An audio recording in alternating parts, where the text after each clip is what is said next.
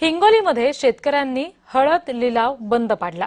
अवकाळीमुळे बाजारामध्ये आणलेली हळद भिजली। शेतकऱ्यांना कमी भाव मिळण्याची भीती त्यातून निर्माण झाली।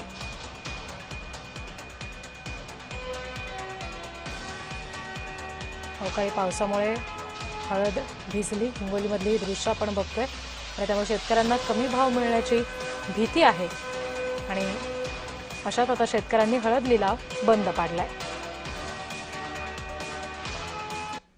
काल झालेल्या अचानक पावसाने हिंगोली जिल्ह्यातील शेतकऱ्यांचं कृषी उत्पन्न बाजार समितीमध्ये प्रचंड असं नुकसान झालं आणि या नुकसानीमुळे खऱ्या अर्थानं कृषी उत्पन्न बाजार समितीचे सचिव लक्ष द्यायला तयार नाहीत, जिल्हाधिकारी लक्ष द्यायला तयार नाहीत। का तर तिथे प्रशासक लागलेला आहे। 11,000 12,000 याप्रमाणे भाव मिळते, म्हणजे बाकीचे 16,000 म्हणजे 4,000 चालले कुठं, हा प्रश्न आम्हाला पडला।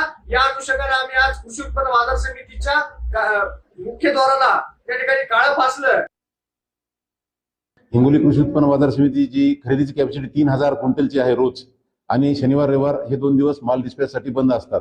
परंतु ज्या दिवशी आम्ही बाजार समिती चालू केली किंवा खरेदी चालू केली त्या दिवशी एकदम 15,000 क्विंटल किंवा 12 ते 15,000 क्विंटल माल येऊन उभा राहतो। त्यामुळे शेतकरी बांधवांचे मुक्काम पडत आहेत।